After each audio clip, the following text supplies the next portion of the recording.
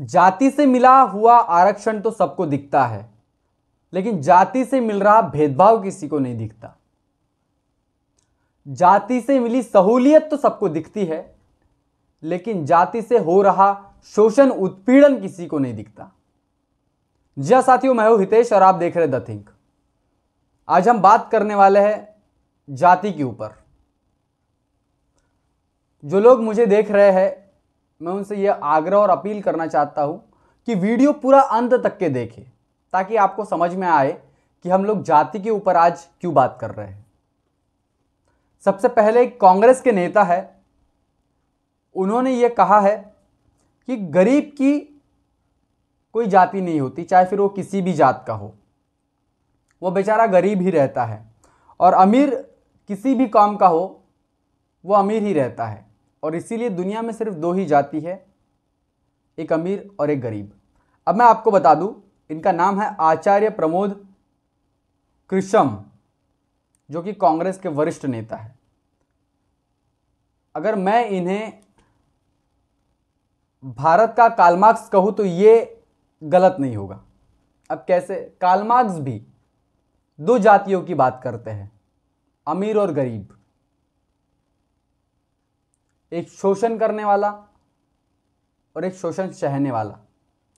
ये वैसी बात कर रहे हैं। लेकिन भारत के मामले में जब हम बात करें तो जातियां 6000 से ऊपर भी इस देश में जातियां हैं, और कुछ कम किस्म की जो जातियां है वो हम बहुजनों पर राज करती है। ये बात आपको कोई नहीं बताएगा, क्योंकि इन्होंने बात कही है कि सिर्फ दो जातियां हैं।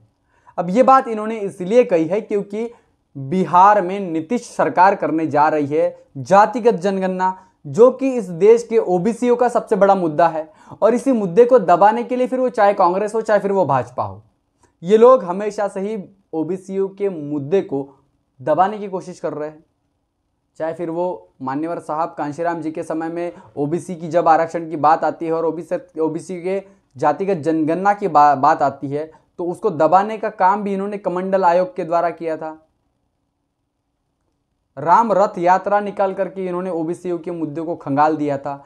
हिंदू धर्म के नाम पर और हिंदू आस्था के नाम पर इन्होंने हमेशा से ही ओबीसीओ के हक अधिकार को दबाने की कोशिश की है। लेकिन इस देश का दुर्भाग्य यह है, और इस देश के तमाम ओबीसी भाइयों का दुर्भाग्य यह है कि वो इन लोगों की इन प्लानिंग में आ जाते हैं। ये भोले भाले जो लोग हैं, ये इनकी चालाकी समझ नहीं पाते। तो ये अभी जो है समय को समझते हुए आपने समझना होगा कि ये कौन लोग हैं जो समय समय पर ओबीसीओ के मुद्दे को दबाने के लिए ऐसे स्टेटमेंट देते रहते हैं। मैं आपको वो स्टेटमेंट पढ़ के सुनाना चाहता हूं, ताकि आपको भी समझ में आए कि ये लोग किस तरीके से बात करते हैं। इन्होंने कहा कि इन्होंने कहा कि गरीब कोई भी जाति का हो वो बेचारा गरीब ही होता है, और अमीर किसी भी काम का वो अमीर ही कहलाता है। और इसीलिए इस देश में सिर्फ अमीर और गरीब ये दो जातियां हैं। साथियों, देख सकते हैं आप और सुन सकते हैं आप कि ये कार्ल मार्क्स का ही स्टेटमेंट है, जो कि उनके देश में उनकी परिस्थितियों को लेकर के उन्होंने बोला था। लेकिन आज ये भारत के कार्ल मार्क्स बनने जा रहे हैं। आप समझ सकते हैं कि भारत में जातिवाद कितना हावी है। इस देश में आपको याद होगा जालोर हत्याकांड हुआ था। मटके से पानी निकालने के लिए एक छोटे से मासूम बच्चे को छोटी जाति का, दलित जाति का होने के कारण उसको एक मनुवादी सवर्ण मानसिकता के टीचर के द्वारा मारा गया। लॉकडाउन की समय की बात मैं आपको याद दिलाना चाहता हूं। क्वारंटाइन हुए लोगों ने, दलित जाति के लोग खाना बना रहे इसलिए खाना नहीं खाया, खाने को फेंक दिया और दलितों को गालियां गलौज दी। इतना ही नहीं, इस देश में ऐसे कई सैकड़ों मामले, इस देश में ऐसी घटनाएं होती है जिसके वजह से इस देश के दलितों को जाति के नाम पर उनका शोषण किया जाता है, जाति के नाम पर उनका उत्पीड़न किया जाता है। लेकिन तब कोई टीवी, तब कोई मीडिया या फिर तब किसी पार्टी का बड़ा नेता इसके ऊपर कोई कंट्रोवर्शियल स्टेटमेंट नहीं करता है। क्यों? क्योंकि जो मुद्दे हमेशा से दबे कुचले समाज के मुद्दे रहे हैं, और जब वो जमीन खोद के बाहर आते हैं तो उनको दबाने के लिए ये जो बरसाती मेंढक है ये टर टर करने के लिए बाहर आते हैं, जिसके वजह से आपके जो मुद्दे हैं, बहुजनों के जो मुद्दे हैं, उनको दबाने की जो पूरी कोशिश है इस देश में की जा सकती है। आज हम कांग्रेस को जिस नजरिए से देख रहे हैं, भारत जोड़ो यात्रा राहुल गांधी कर रहे हैं, लेकिन जब उनके नेता, उनके पार्टी के वरिष्ठ नेता जो है वो इस तरीके से अगर स्टेटमेंट दे रहे हैं तो आपको सोचना होगा कि ये कौन मानसिकता के लोग हैं। अगर बिहार सरकार जातिगत जनगणना की बात करे तो वो जातिवादी सरकार हो गई, और आप जब इस देश में union public service commission UPSC के जगह पर, जहां पर डायरेक्ट आप कलेक्टर नियुक्त कर देते हैं सचिवालय में उनको सचिव बना देते हैं, तब इस देश में जाति का लेवल आपको याद नहीं आता, तब इस देश में आपको जातिवाद नहीं दिखता है। अरे हजारों सालों से इस देश में व्यापार, संरक्षण और शिक्षा पर सिर्फ कुछ जातियों का ही वर्चस्व रहा है। तमाम उंगलियों पर गिनने वाली जातियों का, ब्राह्मणवादी विचारधाराओं का इस देश में वर्चस्व रहा है। 2-2.5 हजार साल से यह जातिगत आरक्षण तो आपको नहीं दिख रहा है। 70 साल से इस देश में समानता को लाने के लिए संविधान के माध्यम से उन समुदाय का उत्थान होने के लिए जब इस देश में संविधान के द्वारा आरक्षण दिया गया तो आपको जाति से मिला हुआ आरक्षण दिखता है, लेकिन आप जातिगत भेदभाव के ऊपर बात नहीं करना चाहोगे। आप जातिगत उत्पीड़न के ऊपर कभी भेदभाव नहीं करना चाहोगे। किसी टीवी और न्यूज में कभी यह खबरें नहीं दिखाई जाती कि जाति का होने के कारण किसी को पानी नहीं पीने दिया गया। जाति इतनी हावी हो चुकी है इस समाज में, जो कि बाबा साहब अंबेडकर ने भी बोला था कि भारतीय समाज व्यवस्था को लगा हुआ कीड़ा बोले जातिवाद है और जाति है। और इसी बात को लेकर के बाबा साहब ने जातिवाद को खत्म करने के लिए कई ऐसे पहल की है।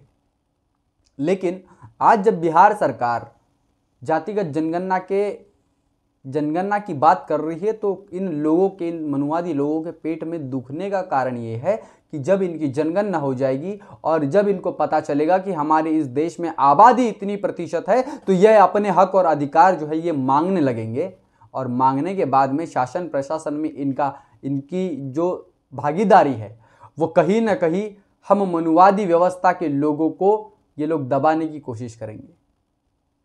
हम समानतावादी लोग हैं, हम समतावादी संविधान मानने वाले लोग हैं, हम किसी का हक छीन करके अपना पेट भरने की बात नहीं करते। जो इस देश में हम रहते हैं, हम यहाँ के नागरिक हैं, जो हक हमारा है वो हम छीन कर भी लेके रहेंगे। और यही बात जो है बिहार सरकार ने जातिगत जनगणना को लेकर के कही है, और इसी बात से लेकर के ये लोग परेशान हो चुके हैं।